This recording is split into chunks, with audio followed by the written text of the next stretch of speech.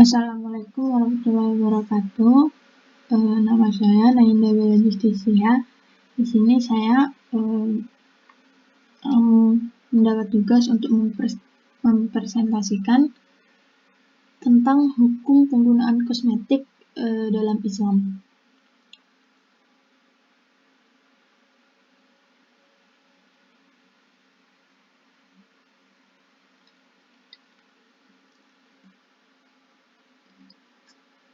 Nah, sebelumnya berbicara tentang kecantikan,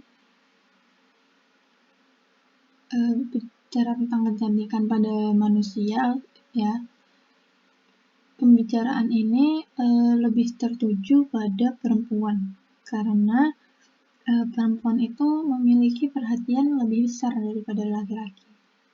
Yang maksudnya, lelaki itu lebih cenderung mencari kecantikan dan mengekspresikannya, sedangkan perempuan itu mereka lebih cenderung menampakkannya pada diri mereka dan juga orang lain. Dan Islam memandang kecantikan itu bukan dari wajahnya, namun berdasarkan keterampilan, kecerdasan, dan ketakwaan terhadap aturan Allah SWT. Juga menurut Islam, setiap wanita itu mempunyai kecantikan dan keunikannya masing-masing. Apa yang melekat pada diri seseorang itu bisa diperindah dan dipercantik dengan melakukan penambahan-penambahan seperti make up dan lain-lain. Selanjutnya, di presentasi kali ini kita akan bahas tentang bagaimana sih pandangan hukum Islam terhadap pemakaian kosmetik untuk kecantikan. Semoga presentasi ini bisa menjelaskan semua ya kepada kalian semua tentang penggunaan kosmetik. Oke, yang pertama yaitu kecantikan dan kosmetik. Berbicara tentang kecantikan, arti dari kecantikan itu sendiri yaitu sebagai keindahan atau sifat yang disukai oleh orang lain atau membuat orang lain itu mengaguminya. Dan Islam adalah agama yang menyukai kecantikan dan keindahan. Nah, sebenarnya pandangan Islam mengenai kecantikan tersebut itu sedikit berbeda dengan makna kecantikan yang saat ini diartikan oleh para wanita atau orang-orang ya zaman sekarang. Nah, sebagaimana disebutkan dalam sebuah hadis yang artinya tidak akan masuk surga seseorang yang di dalam hatinya terdapat kesombongan sebesar debu. Nah, jadi sebelumnya ada seseorang tuh yang bertanya, bagaimana dengan seorang yang suka pakai baju, perhiasan, dan sandal yang bagus? Lalu beliau menjawab, sesungguhnya Allah itu indah dan menyukai keindahan, sedangkan sombong adalah menolak kebenaran dan meremehkan orang lain. Itu hadis riwayat Muslim. Next.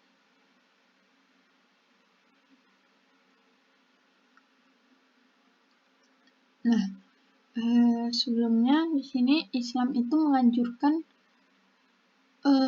muslimah untuk memakai kosmetik yang mengandung bahan-bahan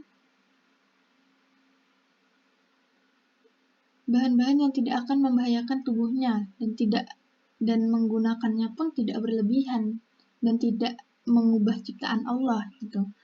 Nah, di sini Islam memberikan batasan dalam persoalan berhias diri, dan batasan tersebut juga telah ada di Al-Quran surat Al-Ahzab ayat 33 ya. Yang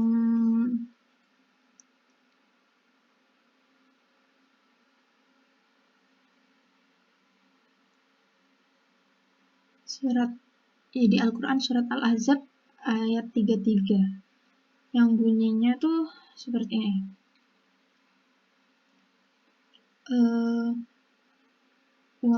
Bismillahirrahmanirrahim. Wa qanna fi buyutikunna wala tabarrujal jahiliyatil ula wa aqimnas shalat wa atinaz zakat wa ati'nallaha wa rasulah.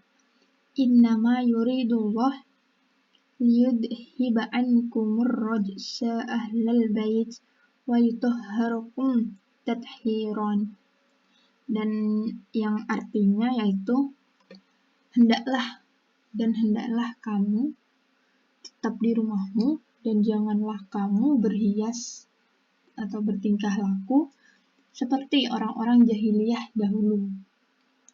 Dan laksanakanlah salat, tunaikanlah zakat, dan taatilah Allah dan Rasul-Nya. Sesungguhnya Allah itu bermaksud hendak menghilangkan dosa daripada kamu semua, wahai ahlul bait, dan membersihkan kamu sebersih-bersihnya. Itu yang ada di surat Al-Ahzab ayat 33.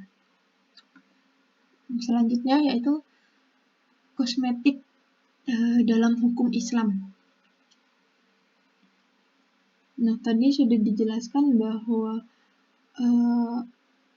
Islam itu menganjurkan muslimah untuk memakai kosmetik yang mengandung bahan-bahan yang tidak akan membahayakan. Nah, di sini dalam Islam penggunaan kosmetik untuk berhias itu hukumnya boleh dengan syarat bahan yang digunakan adalah halal dan suci. Itu ditunjukkan untuk kepentingan yang dibolehkan secara syar'i dan tidak membahayakan bagi yang memakainya. Tujuan terutama pada wanita yang sering memakai kosmetik. Selanjutnya, fatwa MUI kosmetik telah menjadi salah satu kebutuhan manusia pada umumnya. Dengan perkembangan teknologi yang telah mampu menghasilkan berbagai produk kosmetik yang menggunakan berbagai jenis bahan, serta memiliki fungsi yang beragam, yang seringkali bahannya tidak jelas apa bahan itu sudah suci atau tidak. Jadi kosmetik yang akan digunakan oleh setiap muslim itu harus berbahan halal dan suci. Dengan begitu, banyak nih dari masyarakat, mereka muncul pertanyaan dari masyarakat tentang bagaimana sih standar kehalalan produk kosmetik itu dan bagaimana penggunaannya gitu. Maka dari itu perlu ditetapkan fatwa tentang standar kehalalan produk kosmetik. Dan akhirnya fatwa MUI itu menetapkan bagaimana standar kehalalannya. Nah, fatwa MUI nomor 26 tahun 2013, mereka memutuskan tentang standar kehalalan produk kosmetik dan penggunaannya. Standar kehalalan produk kosmetik ini yang fatwa MUI putuskan, kalau nggak salah ada 7. Yang saya tahu ada 7. Apa aja ada di slide selanjutnya. Then next.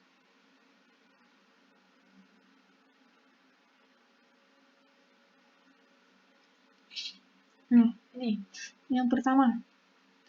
Penggunaan kosmetik untuk kepentingan berhias hukumnya boleh, tetapi dengan syarat bahan yang digunakan dalam kosmetik harus halal dan suci dan ditujukan untuk kepentingan yang dibolehkan secara syar'i dan kosmetik yang digunakan itu tidak membahayakan. Nah, untuk yang kedua yaitu dalam penggunaan kosmetik untuk dikonsumsi atau dimasukkan ke dalam tubuh yang menggunakan bahan najis atau haram, itu hukumnya haram. Jadi bahan yang kosmetik yang bisa dimasukkan ke dalam tubuh itu nggak boleh bersifat najis gitu ya. Untuk yang ketiga, penggunaan kosmetik luar yang menggunakan bahan yang najis atau haram selain babi dibolehkan dengan syarat dilakukan penyucian setelah pemakaian. Jadi setelah pemakaian, setelah selesai, kita harus menyucikan diri. Untuk standar kehalalan yang keempat, yaitu Penggunaan kosmetik yang semata-mata berfungsi tahsin ayat atau penyempurna, tidak ada rukhsah atau keringanan untuk memanfaatkan kosmetik yang haram. Selanjutnya yang kelima. Di sini ada produk kosmetik yang mengandung bahan yang dibuat dengan menggunakan mikroba hasil rekayasa genetika yang melibatkan gen babi atau gen manusia, hukumnya haram. Yang keenam, produk kosmetika yang menggunakan bahan baku atau bahan tambahan dari keturunan hewan halal yang tidak diketahui cara penyembelihannya, hukumnya makruh tahrim, sehingga harus dihindari. Jadi sebelum makan kita harus tahu nih, mana cara pembeliannya, apakah sah atau tidak menurut Islam. Oke, yang terakhir, standar kehalalan menurut Fatma MUI yang terakhir yaitu produk kosmetik yang menggunakan bahan dari produk mikroba yang tidak diketahui media pertumbuhan mikrobanya, apakah dari babi atau dari apa, itu harus dihindari sampai ada kejelasan tentang kehalalan dan kesucian dari bahan tersebut.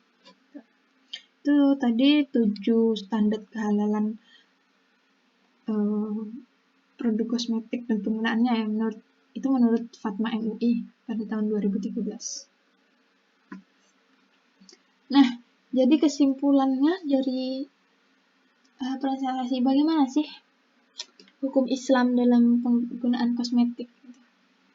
Jadi menggunakan kosmetik untuk berhias itu menurut pandangan Islam adalah suatu kebaikan dan sunnah untuk dilakukan. Tapi itu selama untuk ibadah atau tujuannya masih sesuai syariat. Dan menghiasi diri agar tampil menarik dan tidak mengganggu kenyamanan orang lain yang memandangnya, itu juga diperbolehkan. Juga di sini Islam tidak melarang umatnya menggunakan kosmetik untuk berhias dengan cara apapun, asalkan hal itu tidak melanggar kaidah-kaidah agama atau melanggar kodrat kewanditaan dan kelaki-lakian. Jadi masih sesuai dengan sama ya kayak tadi, masih sesuai dengan syariat. Dan juga tidak berlebihan dan dalam menggunakannya. Oke. Yang lain yaitu penggunaan kosmetik pada dasarnya boleh digunakan apabila tidak mengandung bahan-bahan berbahaya serta memberikan rasa aman pada yang menggunakannya. Ya, jadi menurut tadi kehalalan standar kehalalan menurut Fatma MUI, bahan-bahan yang tidak berbahaya. Ya, terus ya mungkin sekian presentasi dari saya. Apabila ada kesalahan kata atau apapun itu, mohon dimaafkan. Mohon maaf sebesar-besarnya. Dan terima kasih juga sudah nonton. Jika kalian ada pertanyaan atau apapun bisa komen di kolom komentar.